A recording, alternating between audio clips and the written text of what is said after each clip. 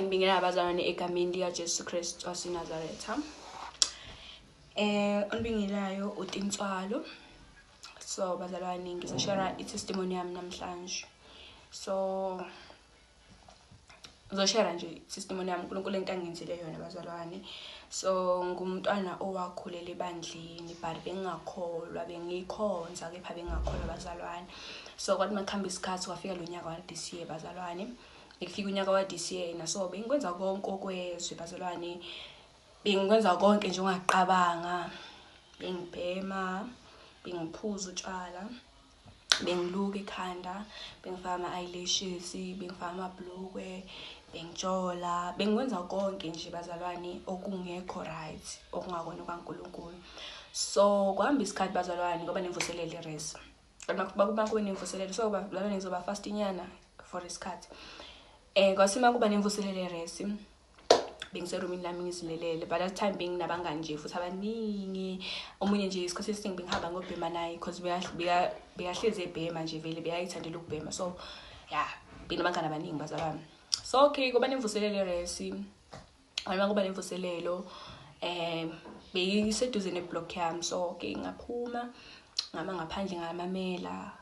Okay ubrother wa preacher lapha kule mvuselelo wa preacher about ukubuya kaJesu, wa preacher about ukuguquka ukurepenta ukuthi sifuna uJesu esatholakala. So bazalwane that day yeah ngizwa amandla uma ngicele uparate ngenye indlela ngizwa amandla ngisayimele nje kudini lena ngasase ngikhala ngi1 ngendlela intshumayelo yangisenta ngakhona bazalwane. So nga decide ukuthi yazi I have to go back to God bazalwane. So okay kwasemva kwemvuselelo baba nenkonzo nje ngaboma 6 ngahamba ngabajoina ngafika enkonzweni yakhona abajoina abangasebenzisa kahle nje bazalwane ngoba mnandi ngoba yilokho kwathi ke sengibajoinile wasangisakhona bafika abaninje incike izithu zafika zazongivashela nje zazokhuluma about izwi laNkulunkulu since bengisafika sebebafuna ukuthi ngazi more about God ngingaze ngigive up ngicela ukufika. So okay bafika bangitshela nje about uNkulunkulu bangitshela about uNkulunkulu bangifundela ama scriptures but that time bengalisi about izwi nje bengumuntu ongalifundi vele nje enhloko iBhayibheli bengigcine enkonzweni ngize ngolivula futhi ngisandelandelayo. So okay bangitshela nje about uNkulunkulu bangivela ama scripture bazalwane ngaba interested ekwazi uNkulunkulu ngaba interested ekwazi uJesu Kristu and then bangitshela ukuthi since vele ngingazi lutho about uJesu Kristu vele since nje ngumuntu ongenayo knowledge eningi bangitshela sengihambe ngofunda incwadi kaJohn. So ngaqala incwadi kaJohn from chapter 1 till the last chapter lokho ngiyifunda nje about uJesu about ama miracles abayewenza about nje yonke into about uJesu nje bengifunda ngalokho. So ngaqala ngaba nothando leBhayibheli from lapho bazalwane. Accept uNkulunkulu accept uJesus Christ empilweni yami ngaqala ngaba umntwana okhonzayo ngaye enkonzweni every day ngiye enkonzweni every Wednesday every Thursday like onke lamalanga bebahlangana ngawo bengisengibajoina ngiye enkonzweni ngikhonze nabo sikhonza uNkulunkulu ukukhonzeke nje bazalwane. So singena kuma fasting that time bese ngibona ukuthi nami sengiyakhula spiritually because bese ngifila ngenye indlela nje mangikhuleka like bese ngibona ukuthi sengiyakhula spiritually and then singena kuma fasting bazalwane sikhuleke senze konke lo sikhuleke senze konke. So kwathi ngelinye ilanga ngizilelele nami ngisibhekela uTikTok bazalwane ahlangana ivideo omunye mama ekhuluma about iholiness ekhuluma nje ngezinto ezenziwa yizwe against uNkulunkulu izinto ezenziwa emabandleni ezingazona ezikaNkulunkulu ekhuluma about amabhloko akhuluma about izinto esizenza emakhaya akhuluma about yonke into ama-makeup wonke nje. So by that time into eyangenza ukuthi ngize ngimamele kakhulu about that thing wakhuluma ngamabhloko bazalwane ngoba i-conviction yami yokuqala ibhloko vele. Okay ngathi ngicede ukumlalela ngaba lento ukuthi mani ngimzibe ngithi hayi mani uNkulunkulu akabhekanga indlela ocwanga ubheke ukuthi inhliziyo ithini ukuthi enhlizweni like uyabo umkhonza ngeqiniso yini ngangaba nendaba nalento leyo bazalwane so ngi-ignore but that day azange ngilale nje vele ubusuku bonke into solidlala engqondweni ngibathe ngicabanga izinto ilokhu idlala indaba yebhloko ekhanda bazalwane ngabona ukuthi le ndaba kanti serious indlela bazalwane ngibathe ngizama ukulala lokhu idlalile njalo indaba yebhloko ekhanda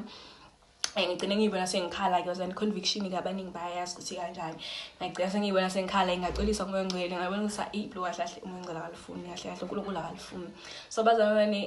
ngazama ukuthi ngiliyeka I think nje uma 3 days 4 days ngingaliqoka coki kwahamba isikhathi futhi ngabuyela kilo bazalwane kepha mangisole ngibuyela kilo manje bekuba khona into nje engihlukumezayo emoyeni ngize ngathi angimameli ngize ngathi ngizibisele emuva ngempilo yami like so bazalwane kanti ngahlangana nomunye nje enqeko sisebhasini then sakhuluma about uNkulunkulu sakhuluma about uNkulunkulu then wacela ukukhuluma indaba yebhloko ukuthi ngikholwa kanjani ngisagcoka amabhloko abazalwane like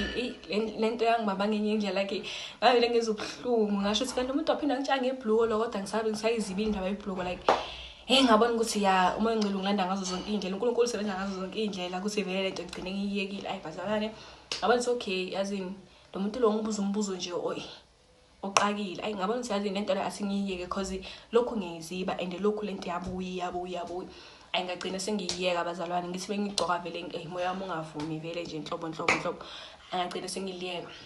ngihamba isikhathi bazalwane ngagcina sengilahla ama-earrings wami ngalahla konke nje bazalwane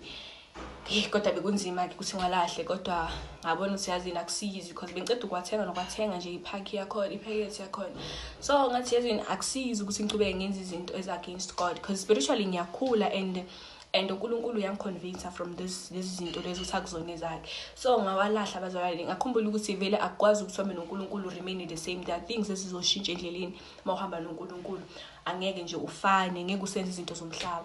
so bazalwane ke nezinto ey'shatheka ngisigqoka nje isikhathini esiningi vele mabhlukwe ngastopa vele because bese ngibona ukuthi izinto ezazona zikaNkulunkulu I'm not representing ithempeli kaNkulunkulu ngalezo zinto lezo okay kwahamba isikhathi bazalwane kodwa ikhanda bengisaqhubeka ngiluka ke bengisesengaconvict ekhanda kwahamba isikhathi yafika conviction ekhanda bazalwane ngiyiziba la ngiyiziba ngingafuni ukuzwa lutho ngithi awungeke phela umuntu uzenza njani ekhanda manje phela ngizobamba bekhanda ke mase ngingasacibi bazalwane ngayiziba indaba yekhanda ngayiziba kwahamba isikhathi soli ngiyiziba kwaze wafika isikhathi lapho bengasakhona ukukhuleka ngendaba into esekhanda ithi mengikhuleka vele ngicabanga ikhanda ukuthi lento ichine ekhanda akuyona kaNkulunkulu lento efaka ekhanda akuyona kaNkulunkulu bengistruggle bazalwane kuma prayers wami bengasakhona nje ukukhuleka ngento ebeyisekhanda because bese ngazi ukuthi akuyona kaNkulunkulu vele I have to ukuthi ngiyikhiphe okay bazalwane kwasingenyanga ngachina nje ahlala nomchino for 1 week sahlele 1 week nomchino hayi bazalwane le 1 week bengidonsa nzima ngoba ema prayers bengakhona ukungena kiwo bese ngizwa nje ngibuyela back to square one eyintweni engiziyekile imijolo ngayibona nje sengibuyela kiyo bazalwane ngabona ukuthi ngiyawa boom manje kukhulule ngibuyela back to step number 1 engayikhulekisa indaba